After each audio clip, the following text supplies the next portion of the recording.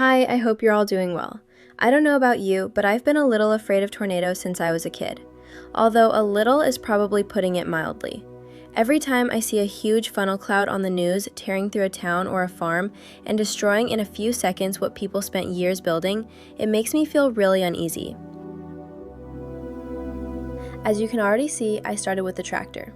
The whole scene will be a small piece of a farm. A barn, an old tractor, fences, a muddy road, some greenery, and all those tiny farm details that usually make a diorama feel alive. And of course, all of this will be happening at the moment a tornado appears over the farm.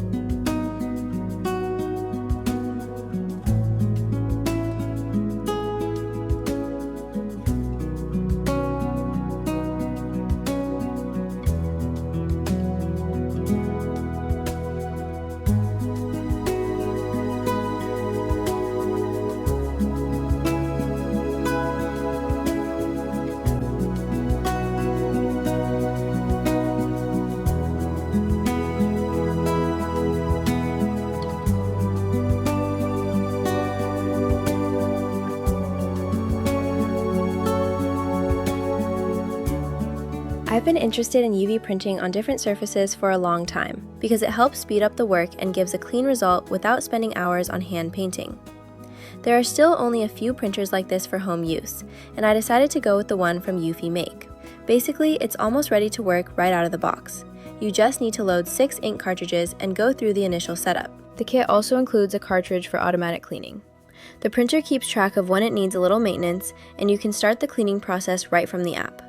There are 3 modes: light, medium, and deep cleaning. There's also an air filter in the box. And that's pretty much it. Now we can move on to the fun part. Next, I start the printer initialization through the app on my phone. At this stage, it sets itself up, checks the main systems, and makes a test print at the end. So my main job here is basically to stay out of the way and watch the process with a very serious face.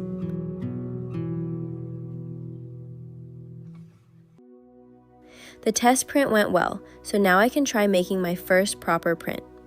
The kit comes with 3 templates for fridge magnets. I open the app, choose a ready-made illustration for the magnet, adjust the image to fit the template, and start printing. And here's the finished magnet. As it turns out, this template already had raised printing enabled, so the surface came out not just flat, but with this nice textured 3D effect. Honestly, it's really cute.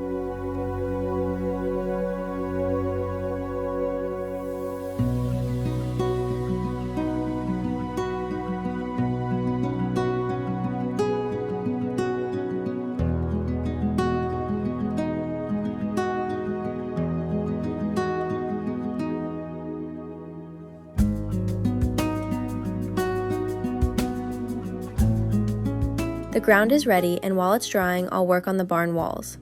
I want to make them using the new UV printer. In Illustrator, I'm preparing a vector layout for all 4 barn walls at once. I found some textures of an old barn and I'm adjusting them to fit my wall shapes.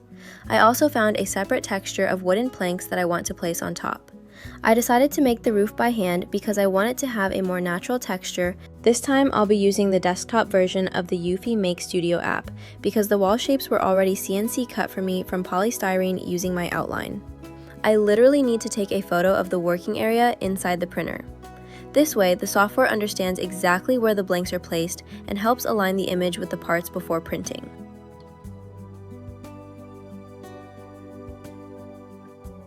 By the way, the app also has a library where you can upload your own designs and download designs from other people. It's pretty useful, especially if you want to quickly test something or just see what others are making.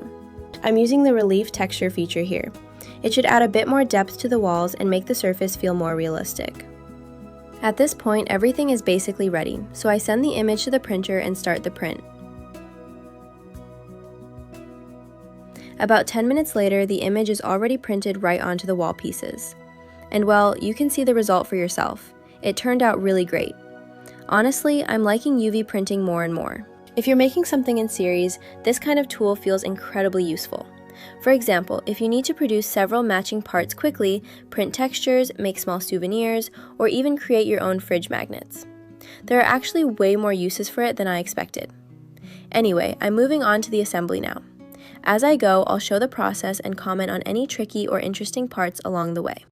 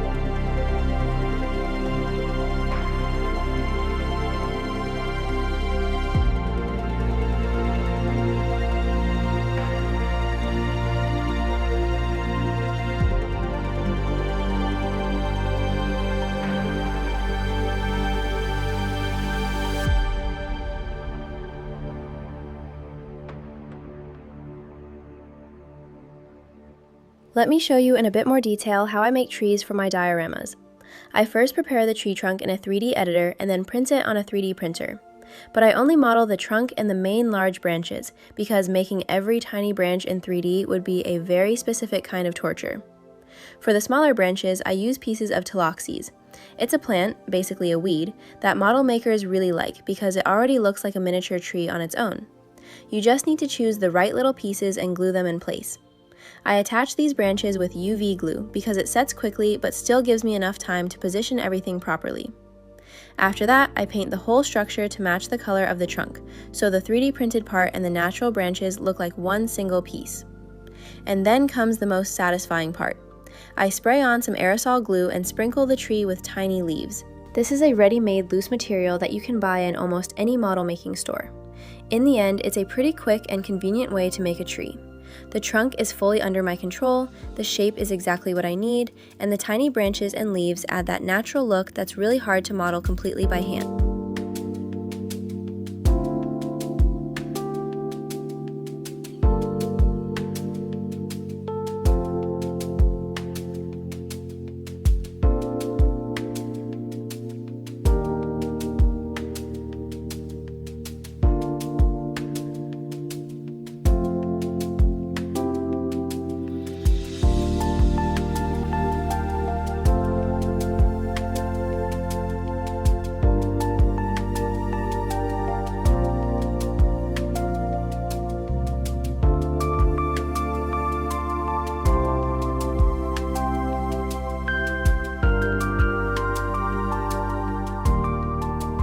Now it's time to make the most important part, the tornado. Without it, this whole scene would just be a farm with a very anxious atmosphere. For the base, I'm using a regular plastic bottle. My friend holds a heat gun and I carefully twist the bottle into a spiral. It looks a little strange while I'm doing it, but the method actually works. Once the spiral is ready, I cut off the neck of the bottle. This will be the central shape that the whole tornado will be built around. The rest of the funnel will be supported by wire, also twisted into a spiral.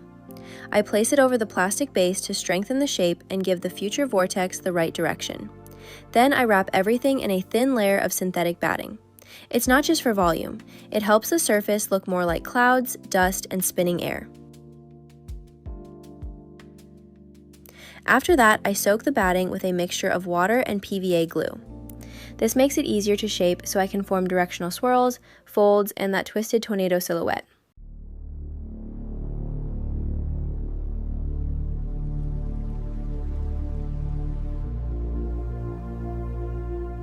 But I really want to add lightning inside the tornado, so for that I'll need 5 separate LEDs and 5 pieces of fiber optic cable. The fiber optics will become the lightning bolts, so I bend them into shape, a little broken, chaotic, and not too perfect, just like real lightning. Then I coat them with UV glue and cure it. This gives the lightning more volume. And to make each bolt glow along its entire length, not just at the end, I roughen the surface with a small file. Next, I glue each lightning bolt to an LED by the end. In total, I get 5 glowing lightning bolts. 3 of them will blink randomly, and 2 will stay constantly on. Now I just need to carefully hide all of this inside the tornado. And this is where the real magic starts. Damn, this turned out really cool. Just try telling me it didn't.